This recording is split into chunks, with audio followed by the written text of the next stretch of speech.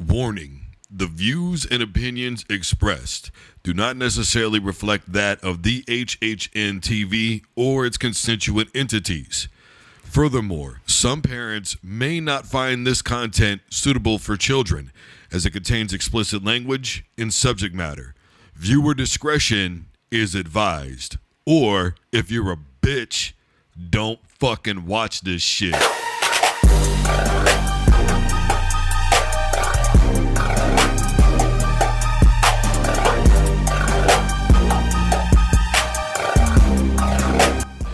Hello, everybody. I'm Drew Duncan. The show's fired up, and we are live. Facebook, Twitter, and Instagram is all at Drew Duncan Radio. Of course, I'm wherever you listen to podcasts. Matter of fact, just tell your device to play Fired Up by Drew Duncan, man. I'm going to pop right up, broham. Plenty to get to today. Obviously, we're going to be talking about Jim Harbaugh. We're going to be talking about C.J. Baxter and the Texas Longhorns. We're going to be talking about Jalen Hurts. Mike Tomlin, he says the competition for quarterback is still open. The conference changes in the NCAA. There are no more divisions in college football, subdivisions. We'll be getting into that as well. And if we got time, we're going to get to Hassan Reddick as well.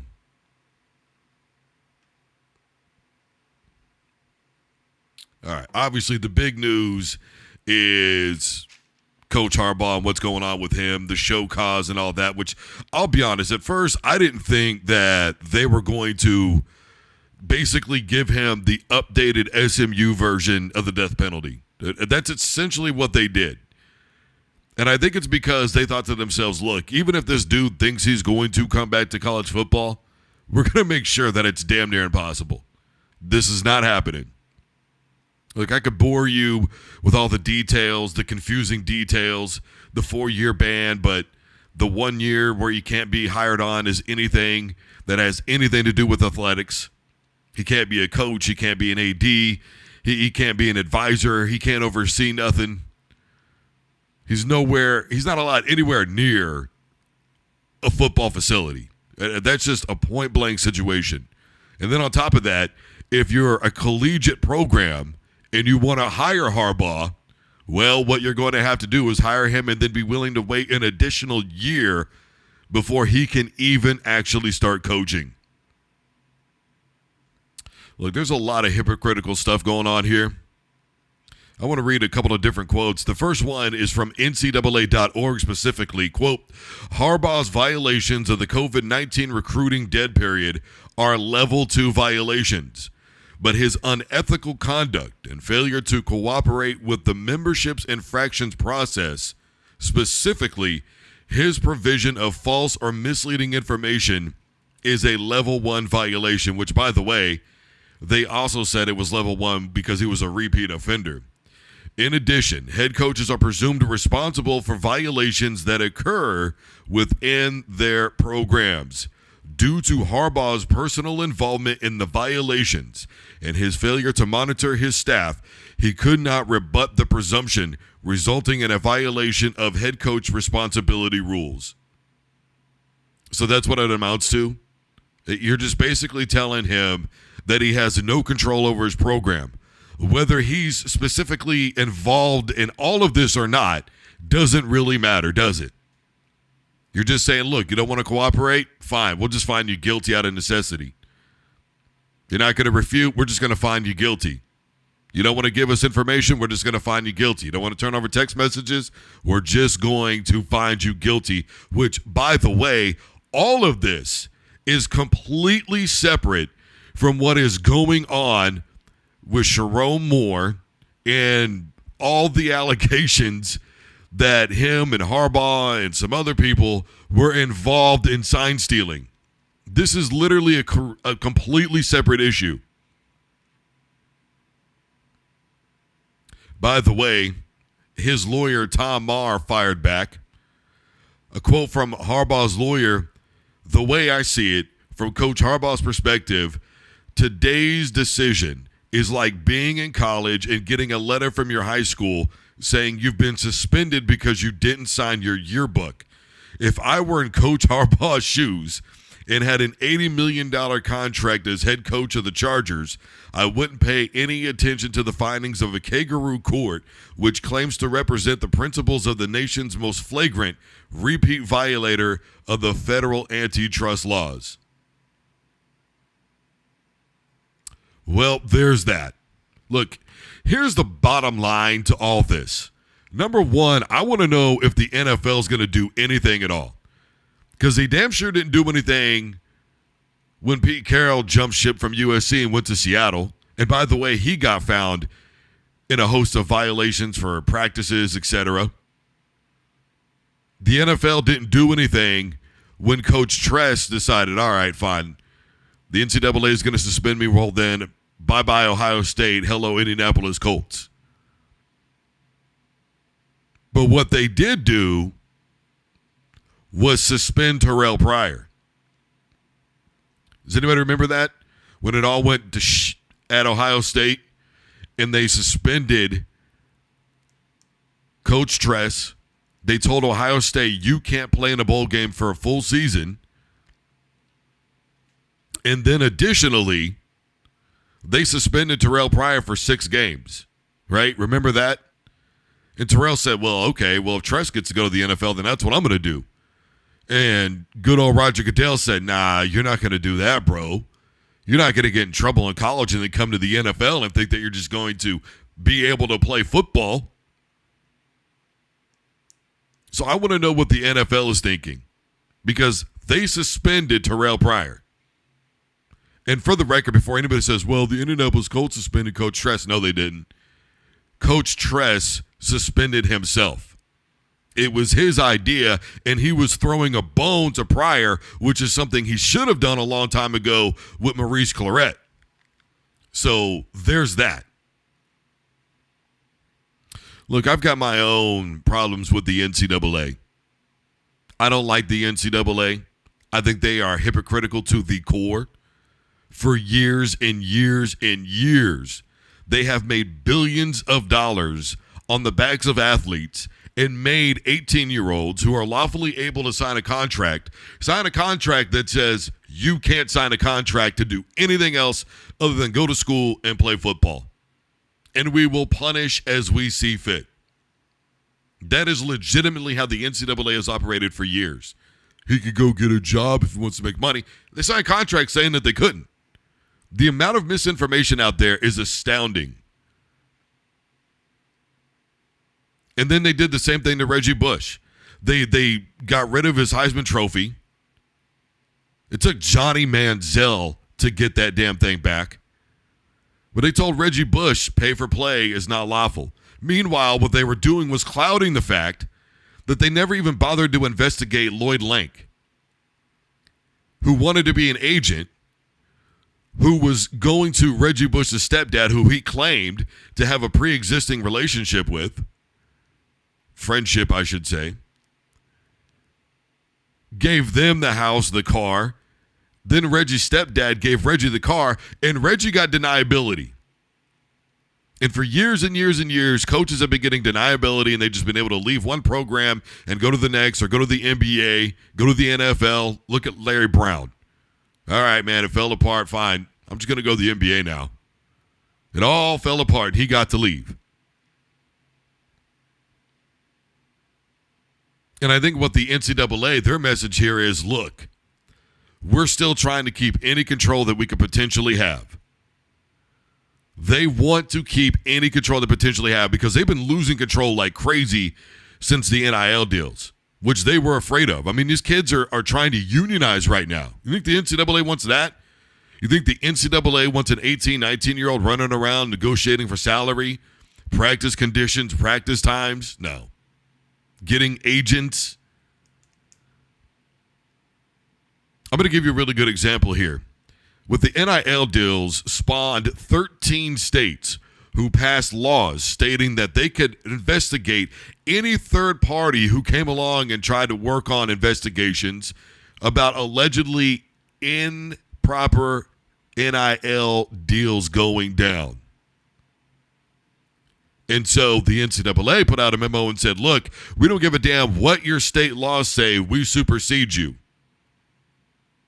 What happened? They started to investigate the University of Tennessee. The state of Tennessee passed a very similar law, and it halted the investigation of the NCAA. Now, this is just all fact. And so the NCAA is saying, fine, we don't have control over the NIL money anymore. We may not have controls over these schools anymore, at least not the way that we used to, but we still have control over coaches. And they saw an opportunity, they seized it, and they made an example out of Jim Harbaugh. The problem is there's still no real example set because he gets to go and be a head coach in the NFL. Whether or not Harbaugh is guilty, we may never know because he just said to hell with it. I'm not doing this. And the NCAA clearly is not that interested in conducting a thorough investigation because if they really wanted to, they could go to a court and try to get a court order to go to whoever he's got, Verizon or T-Mobile or whomever, and see if they can get them to turn over text messages. Now, if they're not willing to go to that level, then what they did was just say, all right, fine, bro, you want to participate, we're not going to worry about this, and we're just going to presume guilty. That's exactly what happened here, the presumption of guilt. Now, they claim to have interviewed people during this alleged violation period in 2020 during the COVID era where you were not supposed to be having person-to-person visits. And some of these athletes and parents have said, yeah, no, we definitely talked to Jim Harbaugh. He was absolutely here. So, whatever's going to happen with this is whatever's going to happen with this. I'm curious now if the NFL is going to choose to do anything. If anything at all. I highly doubt it. But it is what it is, and if nobody understands what I'm saying, here's the bottom line. The NCAA found somebody guilty without being able to properly talk to that individual. If that individual is unavailable, since when the hell are you able to just presume guilt? Now, I can understand the NCAA saying, we interviewed other people. He's not going to choose to rebut it. We have no other, our hands are tied. We can't do anything other than we're just going to have to go off of what we know. The NCAA made an example out of Harbaugh. They have less and less controls over the schools and the players and what they do. To hell with it. We're just going to make an example out of a head coach. We are going to put the hammer down, and that is that. Finally, the NFL. Are you going to treat him the same way that you treated Terrell Pryor? Athletes should not be treated differently than coaches, and that is a bottom line scenario, especially with the fact of we should not be holding 20, 21-year-olds and 22-year-olds to the same standard of decision-making that 60-year-olds get. And if 60-year-olds are going to get deniability, then athletes should 110% receive the exact same favor, and that's all there is to it. So C.J. Baxter is out for the year. The Texas Longhorns is going to need surgery, suffered a preseason or before the season began injury, I guess you could call it with college football.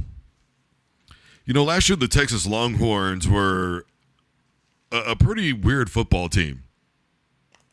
In terms of, they were a little basic to me, man. I mean, basically it was run the football directly up the middle or throw it deep. And there was some in between there, but it was really just foreplay. And if you're wondering about the significance of Baxter, look, he came in with a lot of expectations, right? Because he was going to be the first freshman running back to start since Ricky Williams. Now that's, I don't have to tell you how huge that is. And that was 1995. We're talking 30 years basically since a rookie or a freshman was going to start at the University of Texas. Of course, Brooks came in. He had a pretty good season, over 1,100 yards on the ground. But he's not there anymore, right? He's in the NFL now.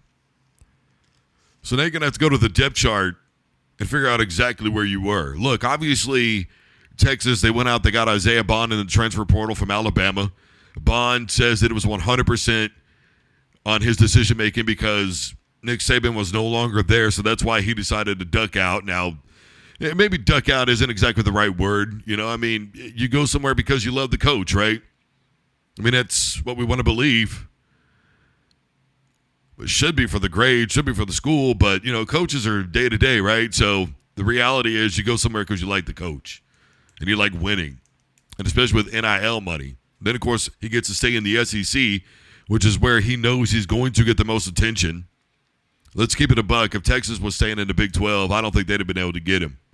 I mean, I am just being 100 with you.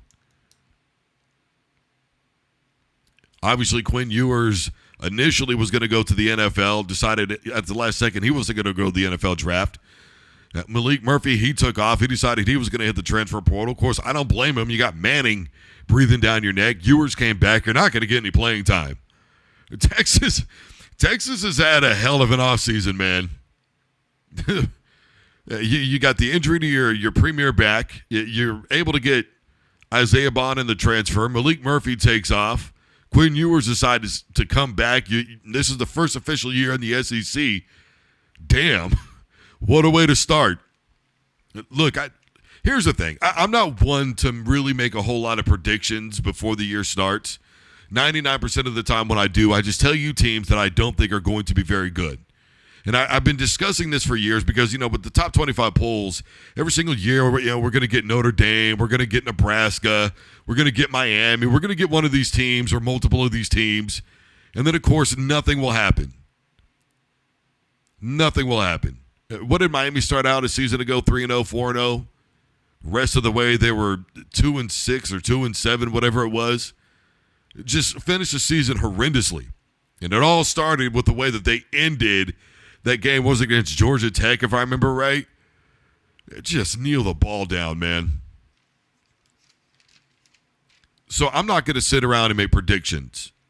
I will say this. I feel bad for C.J. Baxter because he came in with a lot of hype, and the poor guy really hasn't had much time on the field.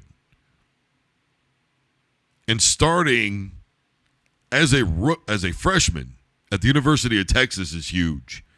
Especially since it hadn't been done in technically what have been 28 years since Ricky Williams. I mean, that's just big. So I feel bad for him. Obviously, you got to go to the depth chart and figure out who you're going to be able to have in there. I think you're going to have to change some things up if you're Texas. You're not going to be able to play simplistic football anymore. As simple as the game of football is overall, I don't think you're going to be able to sit around and go, okay, let's just run the football up the middle and then throw it deep in the SEC. It's not going to happen. They should be lucky there's no subdivisions anymore in the SEC. Speaking of which, there are no more subdivisions in college football. No more SEC West, no more SEC East, no more Big 12 North and South, no more ACC Coastal, none of that. It's done. In the Power 4 conferences, there are no more subdivisions. And it's bizarre because you got the Big 12, I think, they're playing 8 games within the conference. The SEC's playing 8, and I think with the Big 10 and the ACC, you got 8 or 9. So they're all kind of out here just really doing their own thing. And my first question was, well, I mean, what are you going to do for a tiebreaker, right? Because you're still going to have a conference championship game. So what they're going to do is they're just going to go, well, here's the 2 best teams. Well, how the hell do you decide that, and how do you decide tiebreakers? Well, you take the SEC, for instance. They don't have an answer for that right now. They literally put out a statement saying, look, we'll do it, we'll figure it out, but it's going to be like the day before the season begins. I guess really taking your time on that, huh? You had how long to think this through? Now, look, I understand that there were people out there that probably did not see I don't want to say that it's been completely dissolved because there's obviously still 2 teams remaining, and they have up to 2 years to be able to get at least 8 teams, so they got to sign 6 more teams to keep the pack going. I don't want to say it's gone yet, but nobody saw the amount of moves in the pack that were going to happen. I don't think anybody saw that coming. Even though there were reports out there all year long, I mean, to me, you should have been preparing for it in some regard, right? But it is what it is, and this whole thing is just being thrown together. That's really what I don't like about it. I mean, you talk about changing the landscape of college football and all this and that. What's really happening here is we're probably all going to look back on this one day and go, this was chaotic. You just threw together a schedule for the bowl games in the college football playoff. You just threw together the schedules for the two remaining teams in the Pac-12. You just threw together the schedules for the ACC and the SEC. Had to just lump all this in. Now, at the last minute, you're going to decide, well, this is how we're going to do tiebreakers. This is how we're going to determine who the two best teams are. It's going to be a nightmare. I wouldn't be surprised if we get to a place where we basically have a small in-conference tournament for college football. I really wouldn't. I would not be surprised if one day we come to a place where, okay, we're just going to take the top 4 teams. They're going to play against each other, and that's going to determine the conference champion. I mean, the way that the NCAA football world is going, I would not be surprised if one day, and I interviewed Howard Schnellenberger, and I thought he was a little loony for this, but it may come to fruition. A 64 playoff, very similar to what you see in March Madness with college basketball. Now, me personally, I would never want to see that. I think 16 teams should be the amount, and I think it's the perfect amount. I think the other direction that the NCAA is going is, look, what we are going to find is we're going to have 4 mega conferences probably. I don't know that the Pac will be able to recover. But even then, 5 mega conferences, everybody else is not going to be existent. Eventually, I think they're going to kill the at-large bid for the college football playoff. And it's going to be all about exclusive membership. And at that point, you might as well just dissolve the rest of the college football landscape, right? Everybody else goes away. I mean, right now you got 130-plus teams in Division I college football. I wouldn't be surprised if we came to a place one day where we had 90, at least that just actually even mattered. You're going to be in the Big Ten. You're going to be in the Big 12. You're going to be in the SEC. You're going to be in the ACC. And, hell, I wouldn't be surprised if the Big dissolves. I mean, they've got to do something in the Big 12. You've got Colorado over there now. You got Utah over there now. I mean, those are probably, on the surface, your premier teams. Maybe TCU, I guess. I would love to say Cincinnati, but Luke Fickell took off for greener pastures right when Cincinnati joined the Big 12. So he dipped out. I wouldn't be surprised. I wouldn't be surprised if it came down to 3 just really big mega conferences.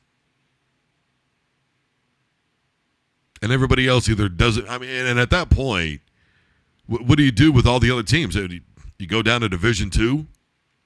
The NCAA's got to figure this out because a playoff is supposed to resemble the best teams. Regardless of where they're at in conference, it's going to be the best teams. And if you're undefeated, to me, you at least get a shot. Yeah, sure, Hawaii got blown out. Cincinnati, though, they did not get blown out.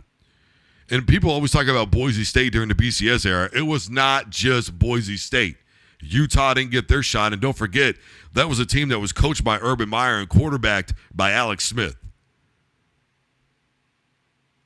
I'm just saying you deserve a shot. I don't want to hear about, well, you're probably okay with participation trophies too. The hell I am.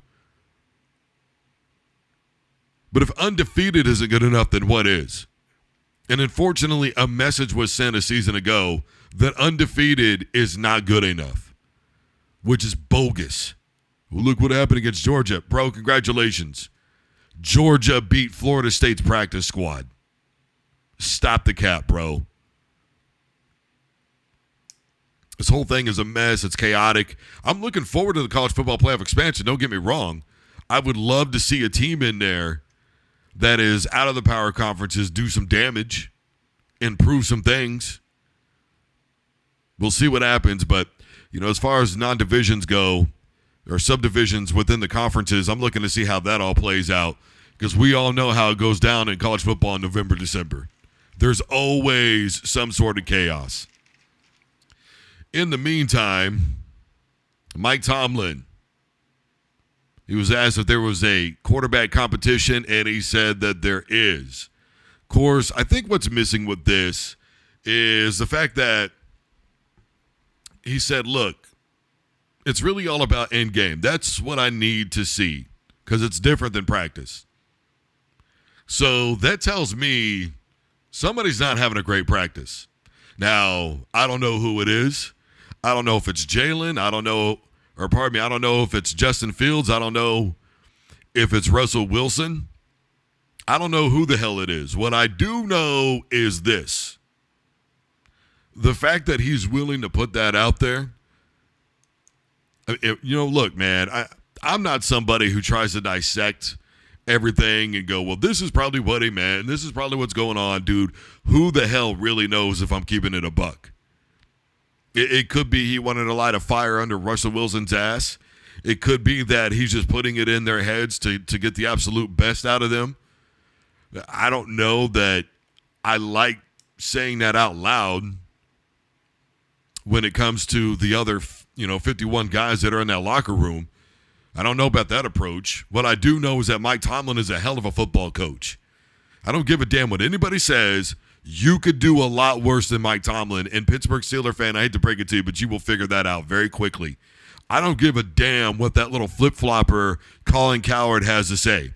Because Colin Cowherd will tell you, oh, man, he went with this quarterback and went with that quarterback, and what's the big deal? And all of a sudden he's a made guy, and look at this schedule, and he could regress and the team not be as good, but it's okay. He still gets to keep his job. Bro, never had a losing season. Enough said. And look, as far as the receiving core situation goes, again, I don't know if I'm Pittsburgh, if I'm going after Brandon Ayuk. I don't know exactly what he would add. Maybe some toughness. I'm sure we all remember Pickens a season ago didn't want to block, and then he said, well, I don't want to get hurt. Bro, all you had to do was lay that block out. Just get in the guy's face. Look, man, Tom Brady has thrown blocks. Jamarcus Russell has thrown blocks. Trent Green, Russell Wilson, Jay Cutler. Are you picking up what I'm putting down here? You got to be tough to play in the NFL. So maybe adding Brandon Ayuk might be a good thing, but whether or not he wants to go there, who knows? Because we've got conflicting reports with him and the New England Patriots, right? Jared Mayo said, hey, look, man, I'm not going to speak on somebody else's players. We're not going to do that. We're not going to go there. We're not going to get into that situation. I don't know what the hell's going on, but whatever. And then reportedly, the Patriots were ready to go, but Brandon Ayuk didn't want to go there. So if he wasn't going to accept the trade, what are you going to do? Your hands are pretty much tied regardless. You got Jefferson over there still with Pittsburgh. All right. You got Roman Wilson with the ankle injury. According to the Steelers, it's not serious, but things can go from not serious to real serious real damn quick, so who the hell really knows what's going on there?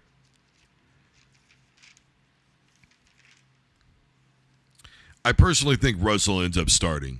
I think the experience ends up taking over. I could be wrong, but, and I understand that Justin Fields got a younger set of wheels. I get that. But he's still learning, and I think Justin Fields is in potentially the best situation in all the NFL. I don't think there's a quarterback right now that's in a better situation than him, other than maybe what they got going on with the Atlanta Falcons and Penix Jr. and Kirk Cousins and all that. That may be the other great situation in the NFL in terms of young quarterbacks and people that you can really learn from. Justin Fields and Russell Wilson are not all that dissimilar in styles of play. Matter of fact, really, neither is Penix Jr. and Kirk Cousins for that matter. That's why I say those are really good situations, especially for young quarterbacks. I think this is a good time to sit and learn for a year. Somebody out there will get word that Justin Fields has improved greatly. He'll get a chance somewhere down the line, whether it's in a fourth quarter blowout or if Russ goes down or whatever the case may be, which Russ isn't really all that injury prone, but still, they're going to see him in the preseason. Depending on how things go towards the end of the year, you might get to see him for a full game. Right? Isn't that what happened with Patrick Mahomes when he played against the Denver Broncos his rookie year? Alex Smith and all of them, they knew that they were going to go to the playoffs, and so they let Patrick Mahomes play a game of football against the Broncos, and everybody went, oh, snap. This dude's going to take over the NFL.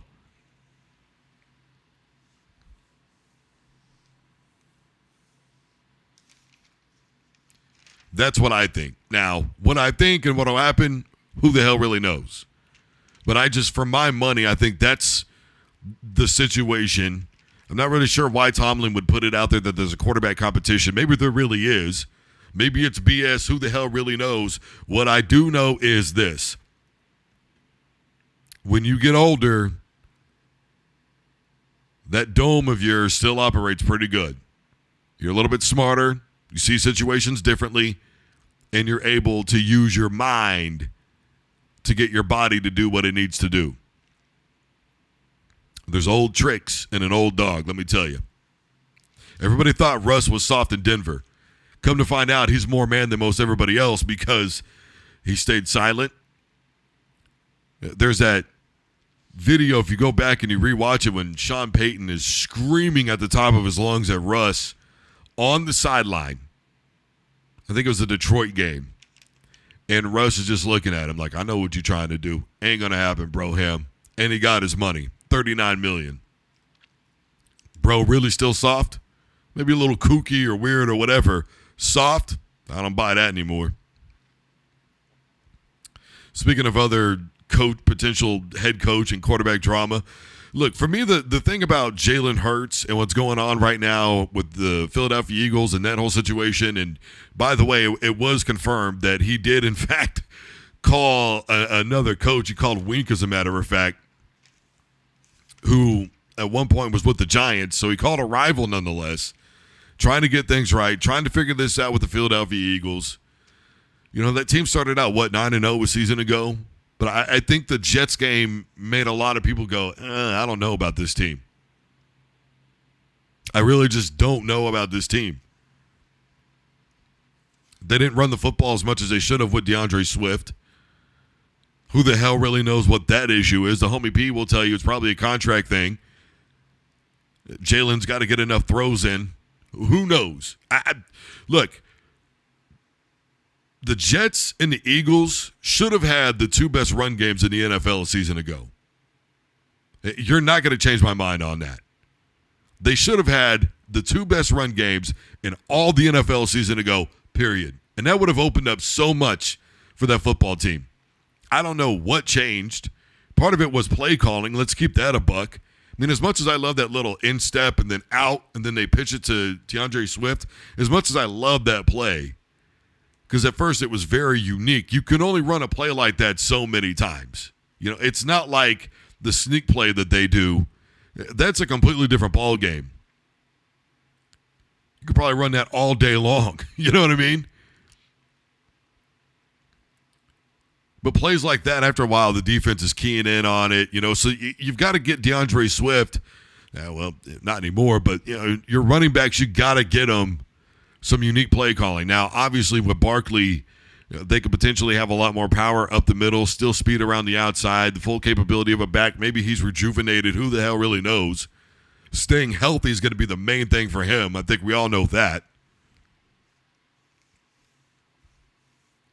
For me, the main thing is neither Jalen or his coach has denied what is going on. That there's been problems, that there's been issues. All they keep saying is, look, we're working to make this better. We're getting better. You know, we're doing okay. We're day to day, da-da-da-da-da. Well, that just sounds like a bad breakup, doesn't it? Two people who are breaking up, but they don't really want to break up, and people know that you've been having problems. And what are you telling your friends and family and everybody else? You know, we're just day to day. We're getting better. You know, we're getting there. We're fine. No, you're not. You're not fine. It's actually probably worse than what we actually know. Now, is that hearsay? Maybe. But what is a fact is that neither one of them has actually denied it. Jalen said we're living in reality right now. Well, what is reality, bro? Because you're not saying this didn't happen. You're not saying these problems are not there. Now, just because we don't have it on camera doesn't mean there's not issues. And inside information is always a thing, but then again, the key word in reliable source is lie. Is it happening? Is it not happening? Look, We're going to find out very quickly. Coming out of September, we will see what the Philadelphia Eagles record is, how they're communicating on the sidelines, everything. Because you know it's going to be under a microscope. Everything that happens with the Philadelphia Eagles now is going to be under a microscope. Especially because you've got a lot of star power over there. Now, even though you lost your anchor on that offensive line in Kelsey, you still have a lot of star power with the Philadelphia Eagles. There's really no excuse to not be winning at least 11 games, but the defensive side of the ball still needs a lot of work, and that's what people are not talking about. When they went to the Super Bowl and lost that game against Kansas City Chiefs, people forget they were one of the worst in the NFL at points allowed, 28 a game. And last season, they really weren't that much better. Can they put the full package together, offense and defense, at the same time? And make this work between coach and player? There's a lot of what ifs there. Here's a quote from Hassan Reddick.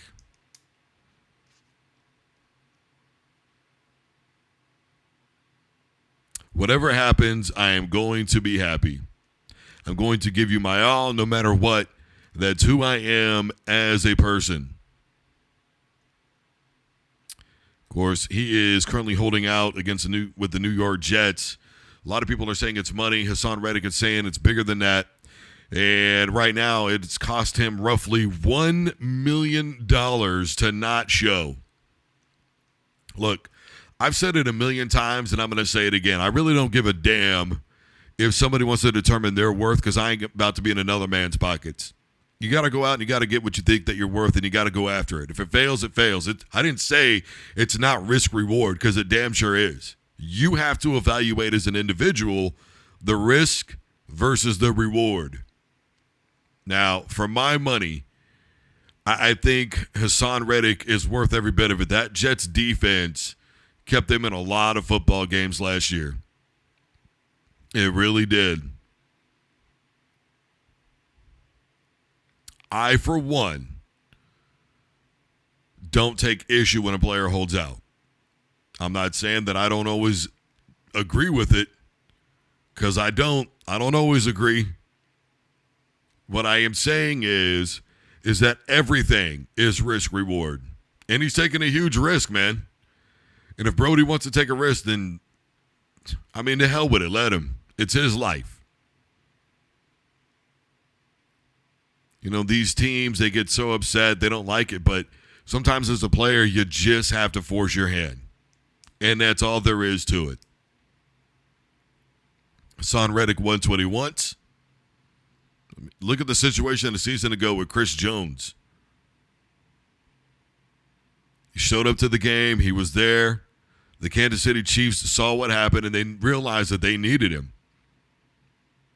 At the end of the day, he got what he wanted, and the Chiefs benefited from it. Super Bowl champs. I really think that we overblow sometimes what is happening. And I understand the people that are like, look, he's got a commitment to the team. There's no team, there's no job on planet Earth that is ever fully committed to you. They may say that they are, but come on. Let's just keep it a buck. Nobody ever is. Anybody can be traded, waived, IR'd, whatever the case may be. Everything and everyone is for sale, especially in professional sports. So if athletes are going to take a moment to collect as much as they can, knowing that one day it'll be over, and that one day could be tomorrow, then why the hell not cash in now while you can? I just don't really take an issue with it. And I think that we, for no reason, are in the pockets of other people. And I don't get it. We don't belong there. They didn't ask us to be there. There's no need for it. What is this relevant to? It's relevant to whether or not a team decides that somebody is worth what they are asking for. And if a team doesn't want to put it up, then they don't have to. It is their decision. It's their company. I'm not saying that every team should cave in every single time, because I don't think that's always the case. What I am saying is everybody's got choices to make. For me, the Jets need to do everything they can. to keep that defense intact because, Aaron Rodgers, he's not getting any younger. We don't know what's going to happen with him. They definitely have not utilized the run game the way that they should with the Jets, at least not last season. Now, maybe Nathaniel Hackett will wake up and be different this year. I doubt it. The offensive line, we'll see where they're at this season. The last few years, they have been horrible. I said at the outset of the last season that Aaron Rodgers was about to find out what it's like to be Zach Wilson, but he didn't even last 5 plays. In every play, he was under pressure. It's all there is to it. All right, everybody, I am Drew Duncan. The show's fired up, and we are live. Facebook, Twitter, and Instagram is all at Drew Duncan Radio. I am wherever you are listening to podcasts. Take a device to play Fired Up by Drew Duncan on iTunes, iHeart, Google Podcasts. Wherever you're listening, I am there. Just Google Fired Up by Drew Duncan. I promise you, I am going to pop up. Obviously, tomorrow is Friday. That means our insider, Austin Ford, for MMA is going to be on the show with us. Plenty to get to with football tonight, preseason. Looking forward to watching the game. Your local programming is next. Don't you dare touch that dial.